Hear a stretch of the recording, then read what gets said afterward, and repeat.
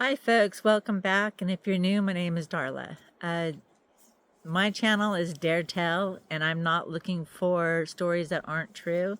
I'm looking for the real deal. So if you're a writer, a fiction writer, congratulations. More power to you. But I want to hear stories about, your experiences with UFOs or guardian angels, paranormal, anything, cryptids. But also, if you want to share something like I'm going to do today, your truth about an experience that took place that maybe you want to just warn others about. Sorry, I'm sitting out here in the wilderness and I felt something crawling on me. Um, this is the place to do it. Just send me an email to mecalgal, MECALGAL at gmail.com. Don't worry about your punctuation or spelling or anything like that. I'll take care of that. You may remain anonymous or you can have a pen name.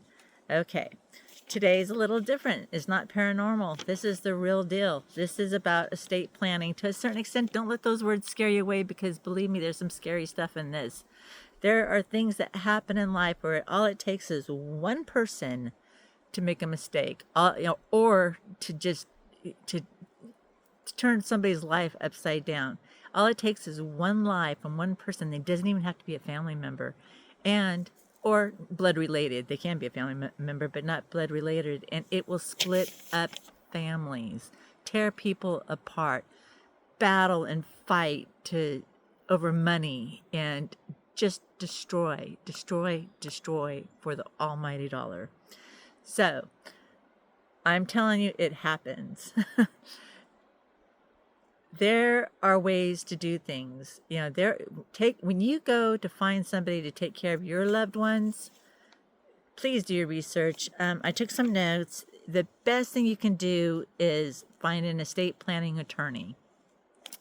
And don't take the first one that you meet necessarily. Do your research. Make sure that their reviews are good and not just if they have reviews by their colleagues, you run, run, run. You want client reviews. And if those aren't any good, you might get one, you might even get two because not everybody can be pleased. But if you have more than two complaints by customers, you might want to take a good look at that. And if you have good reviews by colleagues and friends, or if they do, not you, if they do, move on, find somebody else, and just do your homework, because when you're gone, you're not going to be able to help. You're not going to be able to do anything from the grave. So, I know somebody, I have a loved one that, their fiduciary drives around in a brand new vehicle. They live on the water. They have a yacht. Good for them. You know what? Yay. Yeah, they maybe they earned it to a certain extent. But if they're not doing their job to take care of their client, to do things in a timely manner, if their client is losing money and not making money, they're not doing their job. And if you can't get rid of them because of the parents didn't know any better, they were very trusting or made mistakes, then it just costs your client so much money and so much time. Because my loved one has been fighting for years and has spent a lot of money, and it's been a nightmare for that person. It really has. And so remember, banks close. Don't use one single bank, okay? Don't use one single bank, especially if you're going to set up a fund. It's a great idea to say, okay, you would think this. You would think, okay, I'm going to set up an account and I'm going to do a direct deposit each month so that my loved one has money to live on, and they have to make that work. And if that doesn't work, too bad. Well, banks close. They close all the time. We know this from history. So, and the other thing, you're going to want more than one bank anyway. Chances are, again, I'm not an estate planning attorney, so I'm just telling you some things that I know from my loved ones. Definitely speak to more than one estate planning attorney. Okay. There have been famous people. I don't know if you've heard of Conway Twitty. He was a country music singer, and I don't know if I can recall the entire story, but I do know that he had a place called like Twitty Town or something like that. Like he had to, this man, from what I understand, had a photographic memory, and he was definitely famous, a famous singer, and he made a lot of money, and he had a lot to share with his family upon passing. Well, they all fought. They couldn't get along. And I watched this documentary now. It's been a lot of years. And their family members, these kids still were fighting over what few dollars were left. And these attorneys that they're paying big, big bucks for, they got all their inheritance. Wake up, people. Wake up. Be happy with what you have. And speaking of which, okay, why is it that we go by what happens on TV or movies? Why do we wait till our loved one is deceased? We're feeling so horrible. We're in mourning. We're in deep mourning. And then we're going to sit there in front of an attorney, whether they're a family attorney that you've known forever or it doesn't matter. All of a sudden, you're going to sit there and we have the great reveal. Oh my gosh, is Susie going to get the china? And who gets the lake house or whatever? It doesn't have to be that way, folks. You guys can right now say, you know what, we're going to have a family meeting once a year with our attorney. And this is the way it's going to be. You get this, you get that, you get nothing because you're, until you get your act together, get off drugs or whatever, you don't get anything. We might put something in a trust should you get yourself clean and sober, just whatever the situation may or may not be. But that's what you can do. And then you can revisit it a year later. And then you keep doing that every year because things change. The stock market fluctuates. It crashes. Banks crash. New ones build up. New financial options, Bitcoin, whatever. There is so much that we don't know, but there are people that can help you with that are going to change.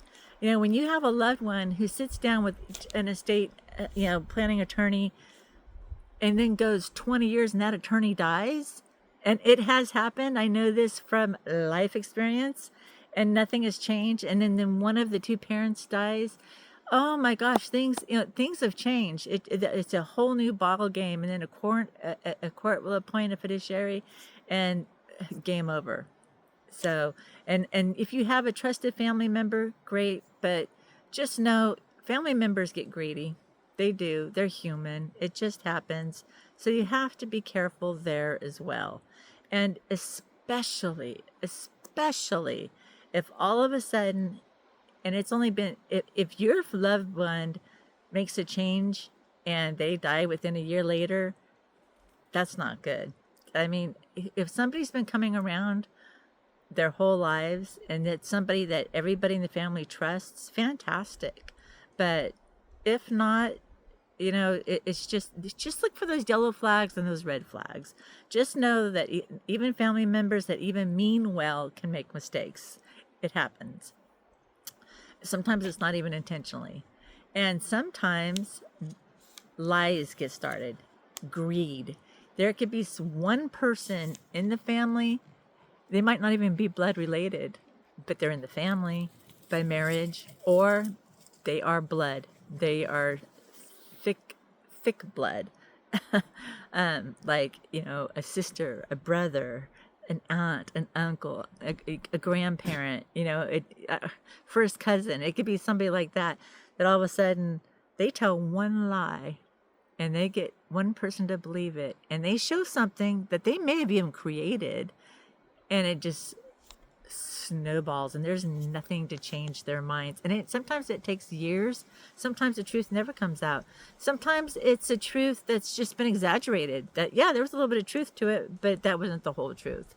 So that's why these family meetings once a year, don't drive everybody crazy, are so well worth it.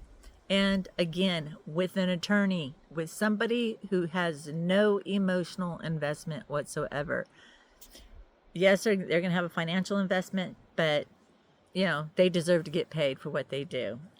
So I am speaking from experience. I can't name names. Of course I can't name names. But I'm telling you, and it's not just one experience. I'm speaking from more than one experience. Here's another thing. If if your loved one tells you they have a will, that's the whole point. Make sure you get a copy of that will. But more importantly, that's why this meeting is so important, because wills disappear. A spouse can make a will disappear. It might cost them a few dollars to make that will disappear, but it can disappear because it's happened. And I know this also from experience. So the more people that know what your wishes are, the better. And you aren't required to hand out anything to anybody, even if it's your daughter or your son. It's not a requirement. You don't have to. But if that's what you want to do, or your grandchildren or your nieces and nephews, great, do it. Just make sure everybody knows your wishes. All right, folks, if you have a horror story that you want to share, feel free to share, because mine was everything I shared with you is via experience, true life experience. I didn't name names because I don't want to get sued, and it was a couple of experiences mixed together, blended together. Actually, three. There's three experiences blended together, different families, so to speak. So, take heed, and I wish you all the best. Again, email me your stories. I will share them. If somebody lied about you and you want to set the story straight, because I might do one of those next. But, I am also looking for things that have happened, like the story that I told about I call him a guardian angel. I shouldn't be here right now. I'm here for a reason. Maybe the whole purpose of not dying in that car crash was to get one person to go see a financial planner to save their children that are going to need it in the future from heartache and losing all their money. So I don't know. Maybe this whole thing was worth it. Just maybe that's why that guardian angel saved my life. Who knows? But, all right, folks, I look forward to hearing from you. MeCalGal@gmail.com. Take care. Bye.